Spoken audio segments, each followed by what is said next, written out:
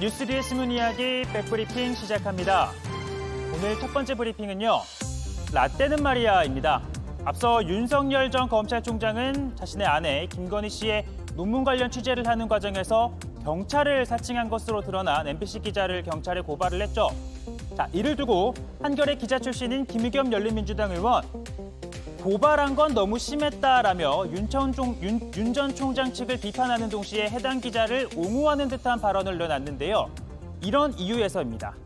네, 저희들 이제 좀 나이가 든 기자 출신들은 사실 굉장히 흔한 일이었고요. 아마 제 나이 또래에서는 한두 번 안 해본 사람이 없을 겁니다. 이뿐만이 아닙니다. 그때는 단순히 경찰 사칭을 넘어 치밀한 계획을 세웠다고도 합니다. 심지어는 전화를 받는 사람들이 전화번호가 뜨잖아요. 그래서 상대방이 그걸 경찰이 한 것처럼 믿게 하려고 경찰서에 경비 전화를 사용하는 경우도 많았었고요.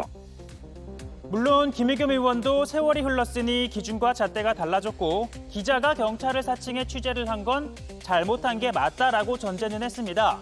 하지만 이 공무원 자격 사칭은 3년 이하의 징역 또는 700만 원 이하의 벌금에 처해지는 엄연한 범법 행위입니다. 윤 전 총장 아내의 논문이 연구윤리를 위반했는지 검증하는 건 분명 언론의 취재 영역입니다. 다만 그 과정에서 취재윤리를 위반한 것까지 과거의 관행으로 감쌀 수는 없는 거겠죠. 참 어렸었지. 과거에 흔했다고 지금도 흔하진 않습니다. 또 과거에 괜찮았다고 지금도 괜찮은 건 아닙니다. 그걸 알면서도 자꾸 과거 얘기하시면 라떼 좋아하는 라떼족 선배 취급 계속해서 받겠죠. 다음 브리핑 의문의 1패입니다. 민주당은 대선 후보 경선에 참여할 1차 국민선거인단을 모집한 결과 76만 명이 신청했다고 밝혔는데요. 이 가운데 한 명, 반대당이죠. 국민의힘 김재원 최고위원입니다. 스스로 신청을 했다라는 사실을 이렇게 알리면서 본인은 추미애 전 장관을 지지하겠다라고도 했는데요. 왜냐고요? 이 모습이 좋았다는 겁니다.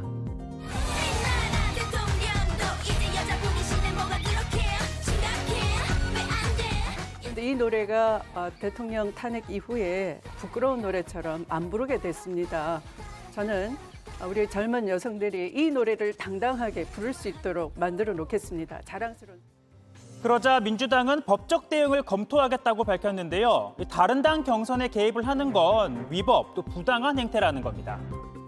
특정 후보 배제 주장을 공개적으로 하는 등 정치 상도의가 없는 언행을 거리낌 없이 하고 있습니다. 명백한 경선 개입이며 역선택을 조장하는 것으로 상식 이하의 언행으로 악의적인 정치 선동입니다. 자, 이 같은 반응에 김재원 최고위원 이렇게 반박합니다. 도대체 뭐가 불법이라는 겁니까?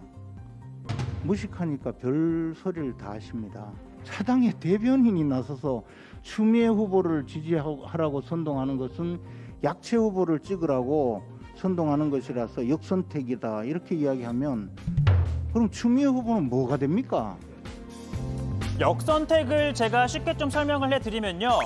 A당 지지자들이 이 자당 후보가 본선에서 유리하도록 이 상대당의 대세 후보를 견제하면서 소위 이 만만한 후보에게 표를 던지는 것을 의미하는데요. 그러니까 추미애 후보 지지가 곧 역선택이라는 민주당의 반응 자체가 이 민주당 스스로 추 후보를 실제 대선에서는 경쟁력이 없다고 보는 것 아니냐. 이렇게 이 김재원 최고위원이 두 번 또 민주당을 공격한 셈입니다. 가만히 있던 추미애 후보 의문의 1패를 당한 건가요? 물론 추 후보는 나야말로 민주당 대선 후보의 적임자라고 말합니다. 제가 빠졌다라면 민주당은 개혁하지 않을 정당이다. 저의 등판이 개혁을 불지피고 살리는 데 대단히 도움된다. 이런 개혁 빠진 민주당은 안고 없는 찐빵이나 마찬가지겠죠. 그리고 김재원 최고위원이 촉발한 논란에 대해서는요. 공작 전문가당답다, 실망감이 든다라고 비판했는데요. 공작인지까지는 잘 모르겠지만 제1야당의 최고위원이 경쟁당 대선 후보 경선에 참여한다. 정말 이 사람이 대통령이 됐으면 좋겠다라는 생각으로 투표를 하긴 할까요? 오늘 백브리핑은 여기까지입니다.